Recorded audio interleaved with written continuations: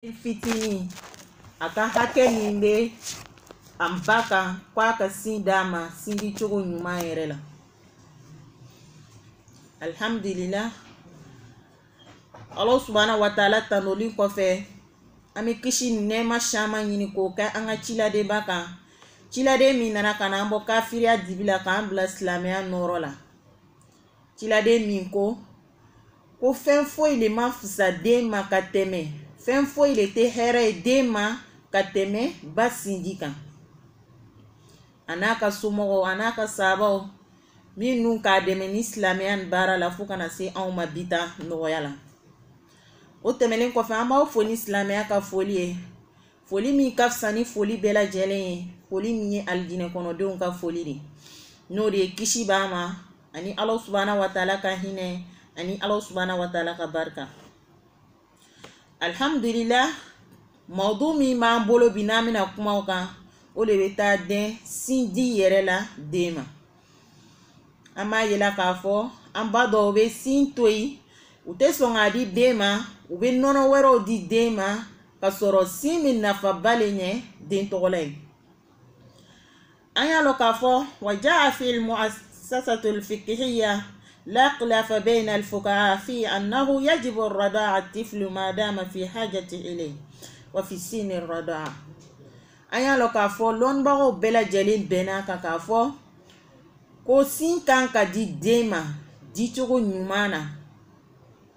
أكان دي ديما دي تشوغو نيمانا كالون كافو فناني كو ديني مغو بسين دينا تبي دين سورولو فوكاتا سي سانفلاما Allah subhanahu wa ta'ala kote aka Qur'ane kono masam kasi kolo dalelo wal walidati yurdi'na awladahunna awlayn kamilayn liman arada an yutima radaa. Allah subhanahu wa ta'ala ko irana aka Qur'ane ba kono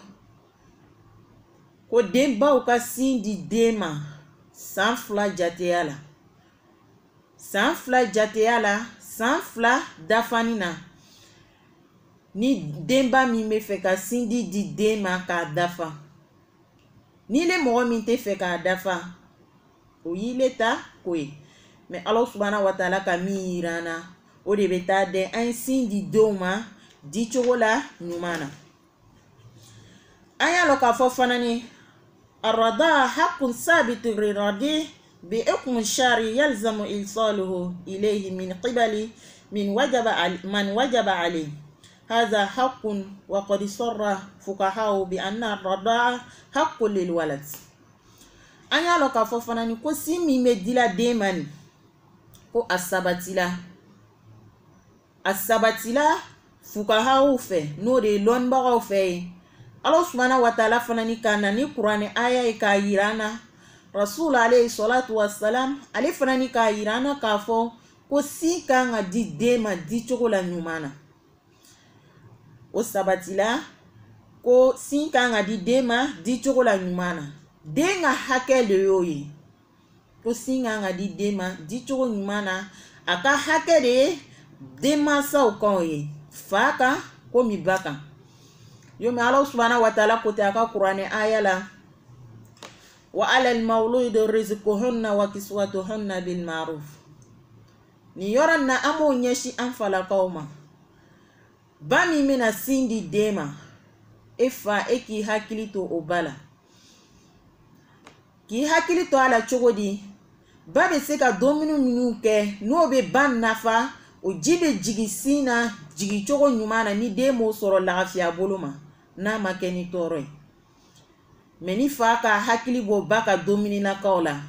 mana mina be sindi la dema ni faka hakili bo baka dominina kaola abike sababu ya ka toro do la se dema wa abike sababu ya fana ka toro la se bama deme nono mi soro bala obe soro baka domini nyuma nefe babe na domini mi nunke obeke sababu ya ka jinma jigi basina ni deme se ko o soro bafe anya lo ka fo de hakede anka anya lo ka fo tukuni ko dem fitini hakele sindie komi amba blankuna an korobanu fana ni hake anga musaka keli musaka keba o kan chuga mina mo minnu ba musaka ke muso cɛ de kan ka musaka kɛ. O ye hakɛ muso ka hakɛ dɔ ye ka min ye, donc den fana ka hakɛ dɔ le ye. Fa ni ba ka jɛ ka sira ɲuman ta cogoya min na den bɛ se ka dumuni sɔrɔ nɔgɔya bolo ma. Donc an bɛ nin yɔrɔ bila an falakaw kɔrɔ. U y'u hakili to an baw ka dumuni na kumana min na n'u bɛ sin dila denw ma. I bɛ taa muso dɔ sɔrɔ n'ale ka fɛn dɔw domin, o bɛ kɛ sababu ye ka ji fa sin na. O yɔrɔnin kelen na an b'a yira an baw la, an faw la k'a fɔ dusukasi n'a ɲɔgɔnnaw o bɛ sin ja ka bɔ ba sinji la. Kumana min na ni ba bɛ sin dila den ma, e fa kan k'i hakili to a la. K'a ka dumuni kɛ wagatiw kɔlɔsi. A bɛ na dumuni fɛn minnu kɛ k'olu bɛɛ lajɛlen la kɔlɔsi cogoya min na tɔɔrɔ kana den sɔrɔ sin di wagati la. A n'a y'a lɔ k'a fɔ fana ni ba min bɛna sin di den ma, e ba kan k'i ka dumuni kɛ fɛnw fana ni woloma. Parce que dumuni dɔw bɛ yen n'i k'a dɔn o bɛ kɛ sababu ye ka tɔɔrɔ lase den ma kumana min na n'a bɛ sin min na. An ka docteur dɔw k'a yira k'a fɔ ko kumana min na ni muso bɛ sin dila den ma k'a kan ka yiriden caman de don. Yiridennakaw, pomme b'o la, mangoro b'o la, barandaw b'o la. Mais i bɛ taa dɔw sɔrɔ olu b'a fɔ ko ni muso ka lemuru min ko a bɛ kɛ sababu ye ka sinji in tigɛ. An ka docteur dɔ ani an docteur muso dɔ ka ɲɔgɔn sɔrɔ ale ko o tɛ foyi kɛ sinji la. Madame sinji ye naturel ye, o ye Ala subhanahu wa taala ka fɛn labɛnni yɛrɛ le ye k'a bila ba la ni den b'a sɔrɔ a sababuya la, k'o tɛ foyi kɛ den ka sin na. Ahmiyatu radaa at-tabi'i lit-tifl. Lɔrɔla jumɛn de bɛ sinji dili yɛrɛ la den ma? An bɛna dɔɔnin f'o la. Lɔrɔ min bɛ sin dili yɛrɛ la den ma. Ba bɛ sin min di den ma n'a tɛ nɔnɔ wɛrɛ d'a ma, wa a tɛ dumuni wɛrɛ d'a ma kalo 6 kɔfɛ. Ka kɔn kalo 6 ɲɛ a tɛ dumuni wɛrɛ d'a ma, o bɛ nafa jumɛn de ɲɛ den ma? لأهمية الرضاعة الطبيعية حث الله تعالى الأمهات على إرضاع أطفالهن الصغار مما وهبهن الله من اللبن في أصداعهن. An y'a lɔ k'a fɔ lɔrɔ min bɛ den ba bolo k'a ye sin di den ma, o lɔrɔ min bɛ se den ma, o de kosɔn Ala subhanahu wa taala k'an balakaw lasu k'u ye sin di den ma sin di yɛrɛ la. Ka tila tuguni ka na ni kuranɛ aya ye k'a jigi a yira o la k'a fɔ sin kan ka di den ma nin di cogo nin de la. Yoma an tɛmɛn'o kuranɛ aya ka cogoya min na walwalidatu yurdina awladahunna hawlayni kamilayn liman arada an yutimma radaa. Yoma k'a fɔ cogoya min na balakaw y'u jija ka sin di den ma di cogo ɲuman na san 2 jateya la.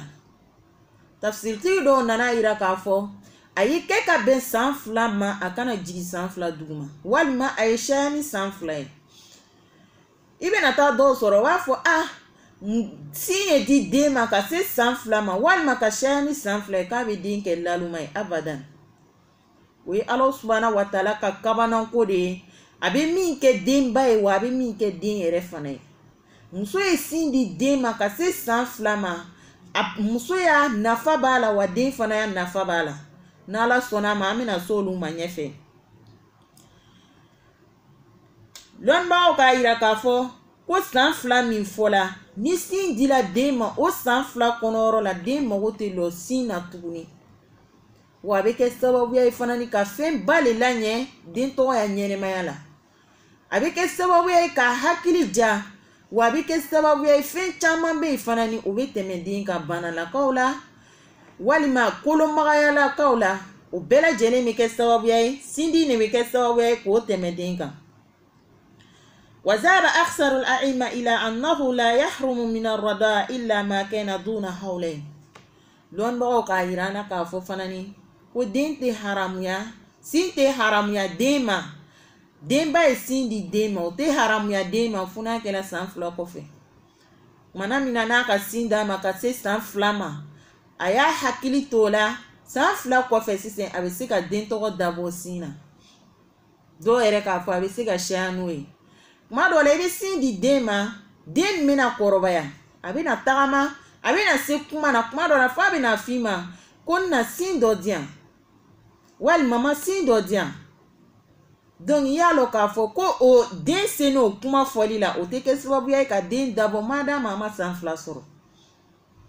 donc an y'a hakili to nin yɔrɔ la. rasul alayhi salatu wassalam alakira ko de a ka hadisa la wa fi sunnatu sahih anna juzamata bintu wahab al-asadi annaha سمعت الرسول يقول لقد حممت أن نهى عن الغيلة حتى ذكر أن الروم والفارس يصنعون ذلك فلا يضر أولادهم. رسول عليه الصلاة والسلام ahaminani amanto denmisɛnninw ka sini mun kosɔn an baw ka hakɛ to an faw ka hakɛ to ko cɛ ka se muso ma kumana min na ka sɔrɔ den bɛ sin min na. rasul hamina n'o ye mais a nana ye k'a fɔ ko mɔgɔ dɔw kun b'a kɛ la jamakulu dɔw kun b'a kɛ la n'o le rumu ye ani farisiw olu ye mɔgɔ siya wɛrɛw ye komi arabuw ɲɔgɔn si ani farafinw ɲɔgɔn si olu kun b'a kɛ la a kun tɛ foyi kɛ la olu ka denw na. donc o yɔrɔnin kelen kama a ma haramuya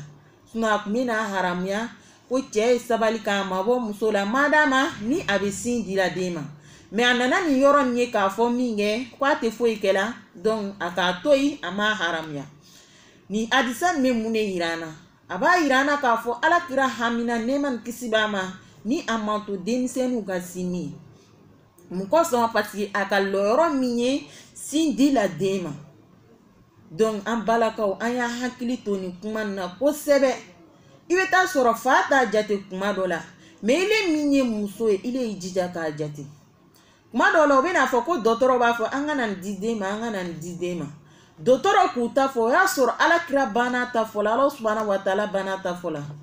donc an y'a lɔn k'a fɔ olu ya kuma bɛ dɔgɔtɔrɔw ta ɲɛ. dɔgɔtɔrɔw bɛna fɛn o fɛn fɔ a la o bɛ sɔrɔ ninnu ya kuma de kɔfɛ.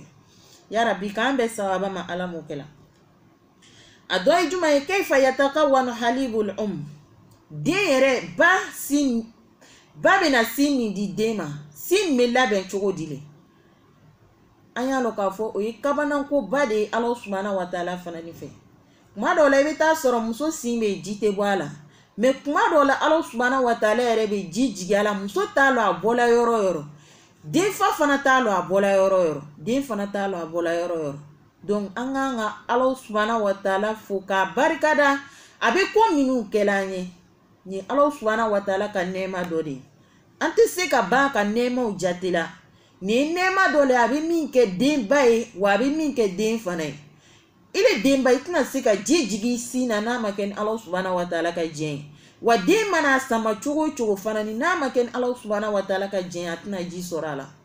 donc an ye nin bila an hakili la k'a lɔn k'a fɔ Ala subhanahu wa taala de bɛ sin labɛn cogoya la labɛn cogoya min n'a ka ɲi. yatakawwanu halibul asna fatratul hamil. an y'a lɔn k'a fɔ sinji min bɛ labɛn muso ka kɔnɔmaya wagati de la. muso lasirini wagati n'o de garijɛgɛ b'a la wagati min na sinji min bɛ labɛn o wagati de la. kumana min na ni muso ka garijɛgɛ sɔrɔ an baw ka hakɛ to i bɛna taa sɔrɔ muso ka laada bɛna tigɛ. kumana min na ni laada tigɛla laada min bɛ labɛn dɔɔni dɔɔni ka kɛ sinji ye ba sin na. sin bɛ labɛn o kɔnɔyɔrɔ de la. donc an y'a lɔn k'a fɔ ko nin ye hikima ba le ye fana ni an bolo. mais dɔw bɛna fɔ ko mais muso minnu bɛ ni olu lasiritɔ le mais laada bɛ na o la don. donc o ye bana ye an y'an jija an y'o fura ɲɛɲini cogoya min na o bɛ se ka san. k'an bɛ sababa ma ala m'o kɛ la. an y'a lɔn k'a fɔ sinji nin bɛ labɛn ba bolo ba kumana min na ni ba jiginna 24 heures ɲɔgɔn si la. 24 heures lɛri 24 o kɔnɔyɔrɔ la ji bɛ commencer ka bɔ sin nunkun na. ni ba jigin an k'a bɛ daminɛ kɔnɔbara a bɛ labɛn kɔnɔbara wagati la mais ji ye bɔ sin na o bɛ kɛ kumana min na ni ba jiginna 24 heures kɔfɛ lɛri 24 kɔfɛ jateya la. min wilada tabda hormonati. an y'a lɔn k'a fɔ fɛn dɔw bɛ ba la olu bɛ commencer ka ji ni sama ka sinji ni sama ka na ba sin na cogoya min na den bɛ se k'a sɔrɔ nɔgɔya bolo ma. o kumana fɛ sisan den bɛ commencer k'a sama ni ba k'a don den da a ma se ba y'a bisi ibe ta soro den ma sama dondoni a sama ko fola ni flana na te di sorala ma be na baza ka minge ka sama ibe ta soro abe commencer ka di sorala dondoni fa lere be na mi ka fa ka bla yere donc anya blanc kuna ka foni Allah subhanahu wa ta'ala ka kabana ko bade aka minke an balako wa ka minke den fitinu fanay anya lo ka fo mana mina ni jijigina basina den ne bina sama yere baba taka do ada den me commencer ka sini sama yere choya mina ale be se ka balo sorala sama ko fola la o be geleyama قد يبدأ مباشرة بالرضاعة بعد ذلك أو قد يرفض شرب الحليب ويران بلاريسك أدام نسي من دام والما أيربي بانسينا أبي بانها سما والما بايربي كي كوماسي كابيسي كي دين تغلادا donc anya lo ka fo e Allah subhanahu wa ta'ala ka kabana kudi den do be olu be se ka sama o yere wa den do yere be damne kuma no te se ka sama o yere fo baya bisi ka ku dala donc an fana ke muso ye muso munu be courage soro ka sindi dema ibe ta an balaka do sore ka sindi dema o tanta ale yere bulu kan ale dema ka sale te sindi dema ibe ta den do soro lu te kasi abe la ka suno abe me suno la kuma la fi beta bugo ka flena soro abe nate me baka no bla ko fo den e kasi le folo me soro ka sindi dema iba jate mine ile rebe domini minu ke ibe jiminu mi ibi hakili tolula ibe daraka dom ibe 10h la dom midi fana ni bo dom donc i hakili to ala fana ni ka sindi dema ma se kwa i kasi ni ka ler kelen demi ke iba tatu ni be do dama madama ko ni ka sin nungu do denda tna banga sama donc an balaka o ba hakili to ni yoro la ko sebe angana to de unyi kasi kwa mi soro ka sinduma ni dema kasi iya lo ka fo ibe fe dom na kola domini ko mi ji na bi fa o bela jele me soro denga sinila aba jini negeda wa bi klatuguni fanani ka domini negeda afam yal ko nyuma ala madilama ango fem nu meske sababu ya ka ji sama kana basina olu e fon ne fem nu no luwe ba ere deme ba sogolan kolon nu we ke sababu ya ka ba sogolan kolon nu gelea abi sin dili minke dema abi ke sababu ye ka ba sogolan kolo gela muso na le be sin di dema normal la ale abana tiketi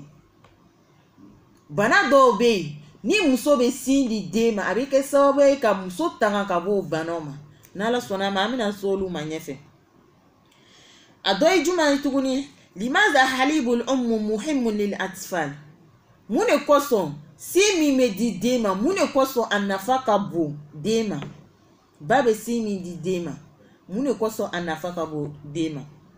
li halibul fawaidun kabira jiddan minha يدعم الطفل بالمواد الغذائية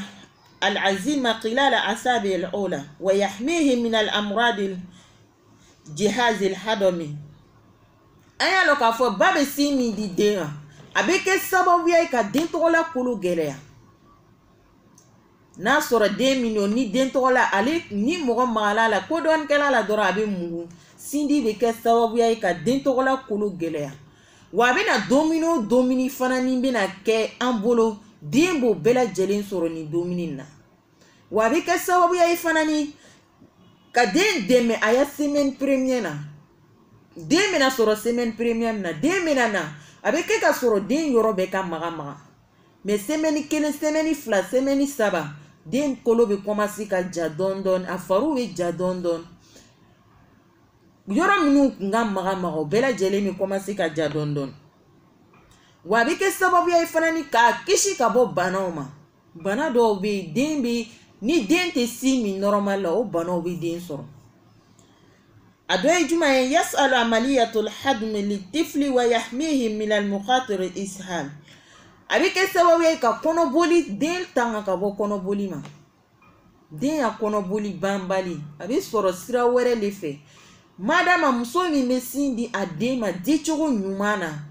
أبيك سوى دين كشي كابو كونو بولي بامبالي ما مي أم باو كن مي كوكي كوفي فين ni den ka sin doni mi abi baga doni dama olu le bɛ kɛ sababu ye ka den kɔnɔ boli la ni ba yɛrɛ tɛ se ka foyi faamu na den fitinin fɛn jumɛn de bɛ n'a kɔnɔ boli ni ile yɛrɛ ma min d'a ma mais n'i bɛ sin d'a ma o bɛ kɛ sababu ye ka den tɔgɔla kisi ka bɔ kɔnɔboli banbali ma a dɔ ye jumɛn ye yukawi manati tifli didal amurati wa didal asasiya ko a bɛ kɛ sababu ye ka den kolo gɛlɛya ka bɔ bana banbali ma bana minnu n'o bɛ den sɔrɔ kunkolodimi kɔnɔdimi misɛnnin ninnu a bɛ kɛ sababu ye ka den bali ka bɔ olu ma madama i bɛ sin dili den ma dicogo ɲuman na wa kolo ka maga cogoya min na ni kodɔnkɛla la dɔrɔn a bɛ mugu k'a bɛ kɛ sababu ye ka den kisi ka bɔ olu bɛɛ lajɛlen ma a dɔ ye jumɛn ye yuhsinu amaliyatul mad'i ta'ami wa bina'i faqi litifl k'a bɛ kɛ sababu ye fana ni den ka dumuni cogo la ɲuman a b'o ɲɛ den bolo den bɛna dumuni min kɛ sin dini kɔfɛ den ma a tɛna dumuni foyi kɛ sin min bɛ d'a ma o bɛ kɛ sababu ye dumuni o dumuni n'a mako b'a la a bɛ kɛ sababu ye k'o nafa ɲ'a ye vitamini fɛn bɛ dumuni o dumuni na vitamine A, B, C fo ka taa s'a laban ma o fɛn o fɛn bɛ sɔrɔ dumuni o dumuni na o bɛɛ lajɛlen bɛ sɔrɔ ba sin na ka di den ma wa a bɛ kɛ sababu ye fana den ɲin bɛna bɔ ɲintiri ninnu a bɛ kɛ sababu ye k'olu kolo gɛlɛya ka ɲɛ kosɛbɛ sani ka se den ɲin bɔli ma o de la rasul ko alayhi salatu wassalam laysa lis-sabi khayrun min al-labani ko fɛn foyi de tɛ yen n'a ka fisa den ma ka tɛmɛ ba sinji kan an ye alakira ka kumakan nin filɛ fɛn o fɛn bɛna fɔ a bɛɛ bɛna na alakira ta kɔfɛ le nɛɛma ni kisi b'a ma fɛn foyi de ma fisa den ma ka tɛmɛ ba sinji kan donc an ma hakili to a la an bɛ nɔnɔ minnu dila an denw ma ani an bɛ bagan minnu dila an denw ma an y'olu lalɔ an ye sin di denw ma san'a ye kalo 6 sɔrɔ i bɛ bagan min d'a ma i bɛ taa muso dɔ sɔrɔ i bɛ taa pharmacie na ko ne den kalo 3 n bɛ fɛ i ye bagan dɔ di yan n bɛna d'a ma dɔgɔtɔrɔ dɔw b'a d'a ma mais dɔw fana tɛ sɔn k'a d'a ma mais ni u ma sɔn k'a di muso min ma ale yɛrɛ bɛ taa ka taa fɛn dɔw fara ɲɔgɔn kan ka a lalaga k'a di den ma bagan ye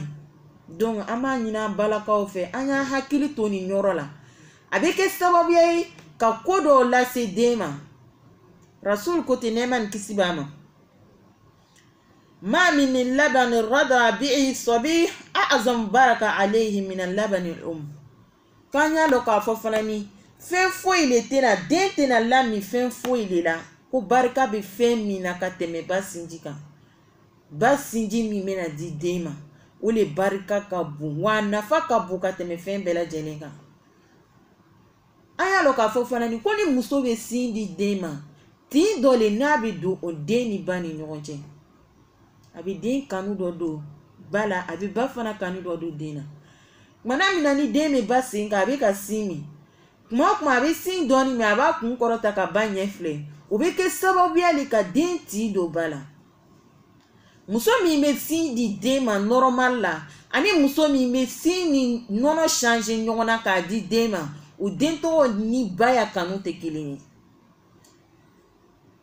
ana docteur muso dɔ kun bɛ ɲɔgɔn fɛ semaine tɛmɛnen na a ko cogo di den fila b'ale bolo ma den fila ale ka a kɔlɔsi den fila na den kelen bɛ ale ka sin d'a ma ka tila ka nɔnɔ d'a ma o den tɔgɔ la ale kanu t'a la ten bɛrɛbɛrɛ ma ale ka sin gɛrɛgɛrɛ di den min ma hali n'a wulila ka bɔ sunɔgɔ la n'a ma ale a b'a ɲininkali kɛ ko mamadu donc an y'a lɔn k'a fɔ ko fɛn dɔ le fɛn min n'a bɛ kanu jidi an n'an denw ni ɲɔgɔn cɛla la donc an ka n'a bila kɔfɛ k'a fɔ n bɛna sin dɔ d'a ma ji ɲɛnama tɛ n sin na n bɛna sin dɔ d'a ma ka nɔnɔ kɛ k'a dafa ne ba ma d'a ma den bɛ k'a sama Ala subahana wa taala bɛ garizigɛ don sin na cogoya min na ji bɛ jigin sin na rasul b'a fɔ la alayhi salatu wa salam إذا وقع الولد في بطن الأم إلا أن قال وجعل الله تعالى رزقه في سد الأم في أحدهما شراب وفي الآخر طعام alakira ko nɛɛma ni kisi b'a ma ko kumana min na ni ba ka den sɔrɔ den bɔla ba kɔnɔ ka ban a nana kɛnɛ kan n'o de ba k'a yɛrɛ ma sɔrɔ den na ka ban ba ya bla kuna k'a fɔ ko Allah subhanahu wa ta'ala bɛ den ni garizigɛ don ale sin na. An ko ten na an kuma daminɛ na. Kumana mina ni muso lasiritɔ lo ji tɛ bɔ sin na. Mais ni ba jiginna ka ban dɔrɔn lɛri 24 kɔfɛ ji bɛ commencer ka na sin na. I y'a lɔn k'a fɔ ko ye Allah subhanahu wa ta'ala ka kabanako dɔ de. Wa kana bila i kunna fana ni ko ji tɛ sin na ko n bɛ dumuni di den ma. Madama Allah subhanahu wa ta'ala ka den ɲuman bɔ kɔnɔbara la wa a bɛ den dayirimɛ nɔgɔya fana ni k'a bila sin na cogoya min na a b'a sɔrɔ. Ko a bɛ kelen kɛ min ji ye wa a bɛ kelen kɛ fana ni a ka dumuni nakaw ye. A faamuyali ko ɲuman Ala m'a di a ma. An y'a lɔn k'a fɔ nafa dɔw bɛ yen sin di yɛrɛ la. Sin min bɛ di den ma nafa dɔw b'a la. O bɛ den nafa wa o bɛ tila ka ba fana ni nafa. أمين دو فولا لا شك أن الحليب الأمي يحتوي على كل المواد الغذائية التي يحتاجها الجسم الطفل وبالكميات الملائمة وثبت عند الأطباء والعلماء التغذية أن اللبن الطبيعي للأم فوائد الجمة أن يلوك فكسيغا فوي لتالا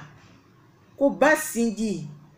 mi na Allah subhanahu wa ta'ala ba labe ka bla basina den ka balo sirakan den farsogo be mago be mina ka di den ma o be laben cogoya min na ka di den ma ni foyi t'a la. Allah subhanahu wa ta'ala bina laben den b'a ka ji sɔrɔ a la cogoya min na o b'a la, a be dumuni sɔrɔ a la cogoya min na o b'a la. Lɔnnibagaw tilala tuguni k'a yira k'a fɔ ani dɔkitɛriw fana tilala k'a yira k'a fɔ ani mɔgɔ minnu bɛ dumuni koɲɛw lɔn dumuni min bɛ nin nafa dumuni min bɛ nin kɛ tan olu tilala tuguni ka fara ɲɔgɔn kan k'a fɔ ko ba sinji yɛrɛ k'o le ka fisa den ma ka tɛmɛ fɛn bɛɛ kan wa nafa caman ba de b'a la fana ni den ma. Donc an y'a bila an kunna k'a fɔ bi ta nin mɛnni kɔfɛ n tɛna bila n kunna n ko nɔnɔ bɛ na den nafa ka tɛmɛ sinji kan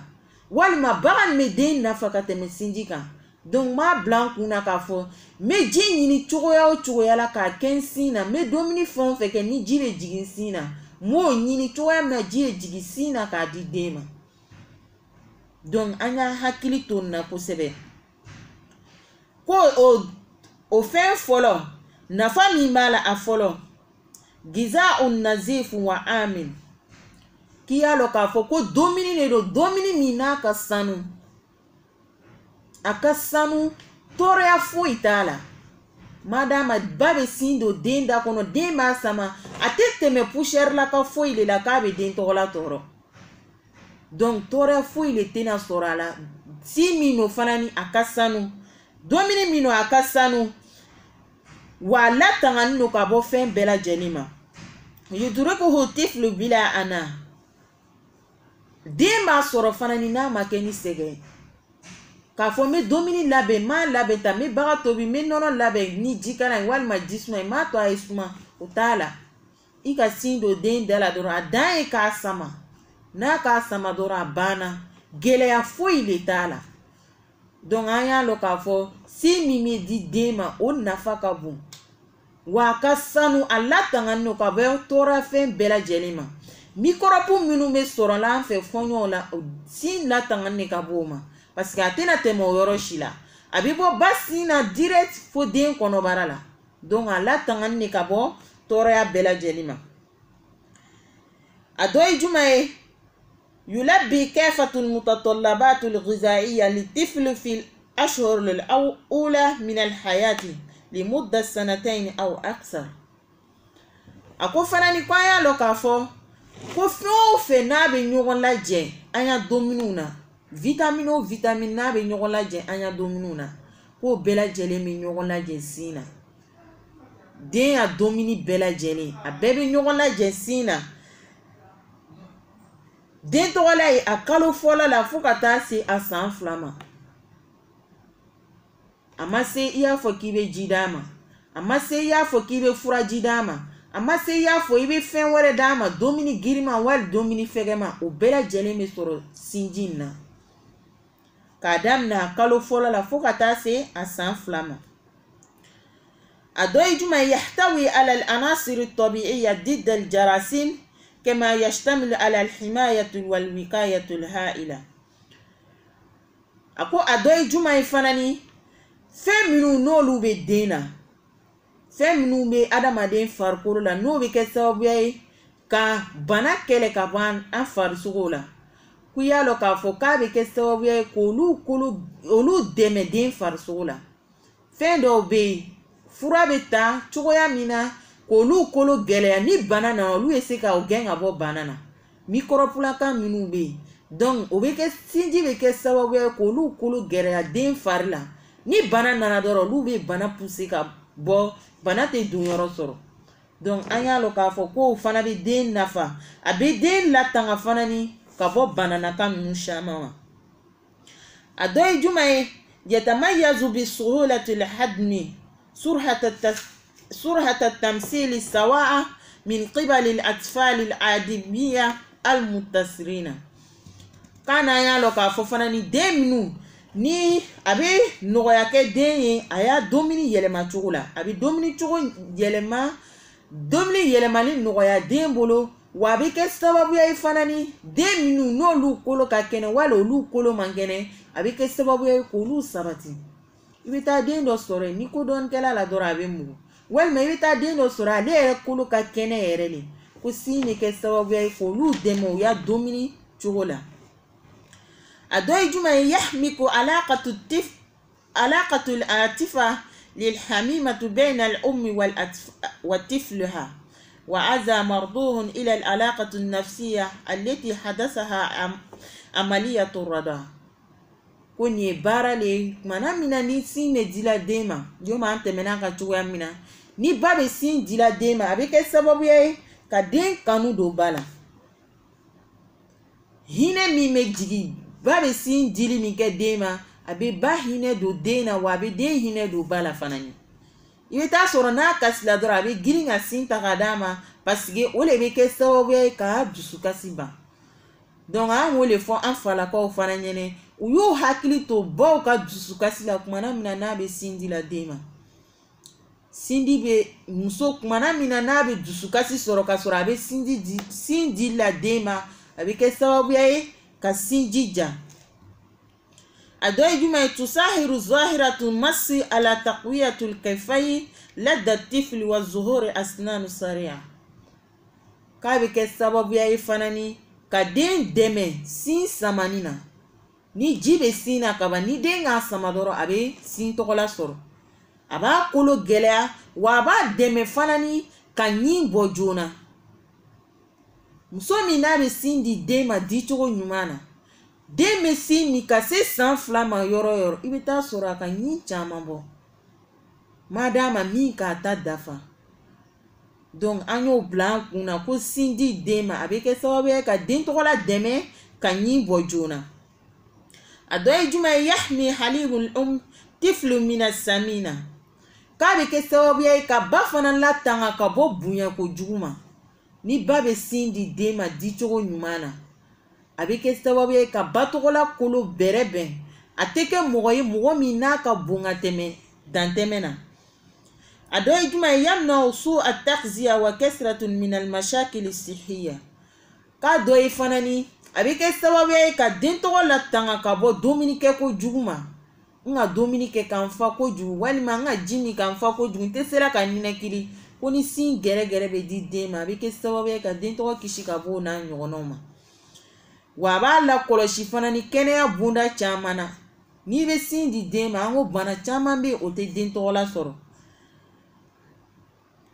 A dɔ ye jumɛn ye yatadammanu umuran kimiyahu takhsibu mana'atu tabi'iyya dida kasiran min al-amrad k'a bɛ kɛ sababu ye ka ba fana latanga ka bɔ bana caman ma bana misɛnnin caman bɛ yen ni ba bɛ sin di den ma di cogo ɲuman na a bɛ kɛ sababu ye ka ba latanga ka bɔ o ma. A dɔ ye jumɛn ye tusa'idu amaliyatu radaa ala al-mubaadatu bayna wilada tifl wa akhir k'a bɛ kɛ sababu ye fana ye ka muso dɛmɛ a bɛ na den min sɔrɔ a bɛ sin di la den min ma a bɛ na den min sɔrɔ a bɛ kɛ sababu ye k'o den tɔgɔ sɔrɔ kɛ a bolo nɔgɔya bolo ma ana be kɛ sababu ye fana ni ka a ba kisi ka bɔ kɔnɔ wɛrɛ tali ma madama a bɛ sin dila den ma ka ɲɛ dɔw bɛ n'a fɔ ko mɛ n bɛ sin dila den ma mɛ o tɛ n bali ka kɔnɔ ta mɛ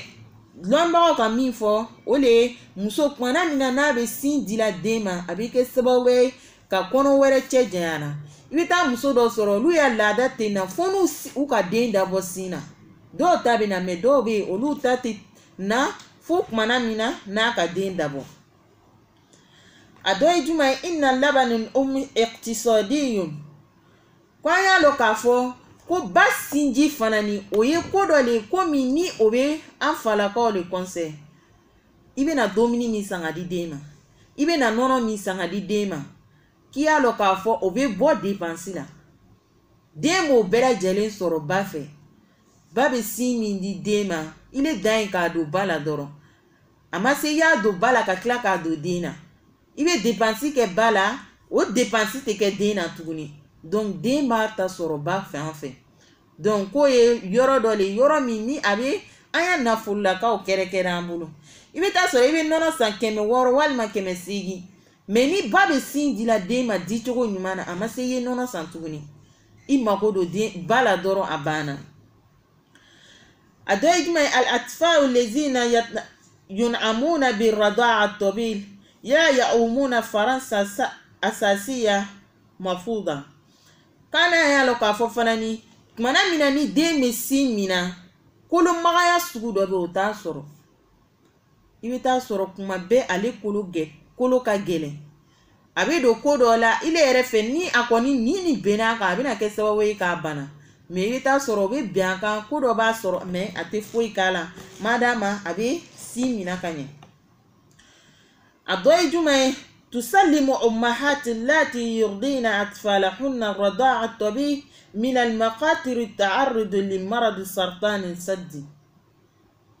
ni ye kabako bali an musolakaw bolo ko muso min n'a bɛ sin di den ma di cogo ɲuman na a bɛ kɛ sababu ye ka ba la tanga ka bɔ cancer de sang ma sin dimi k'a bɛ kɛ sababu ye ka ba la tanga ka bɔ o ma an docteur muso k'a yira an na k'a fɔ ko kumana min na ni ba tɛ sɔnna ka sin di den ma di cogo ɲuman na ko le bɛ kɛ sababu o sinw de bɛ fara ɲɔgɔn kan ka kɛ kuru ye ba sin na ka kɛ sababu ye ka ba tɔɔrɔ ni cancer b'a sɔrɔ donc an y'a hakili to nin na hali n'a danna nin kelen pe ma an k'an ka jija ka sin di denw ma di cogo ɲuman na mais i bɛ taa muso caman sɔrɔ olu t'a jate n bɛ bɔ ka taa baarakɛyɔrɔ la n bɛ nɔnɔ labɛn ka bila peut-être den ka sin min tere kɔnɔ siɲɛ 1 siɲɛ 2 donc an y'a bila an kun na k'a fɔ muso o muso n'a bɛ sin di den ma di cogo ɲuman na cancer t'a sɔrɔ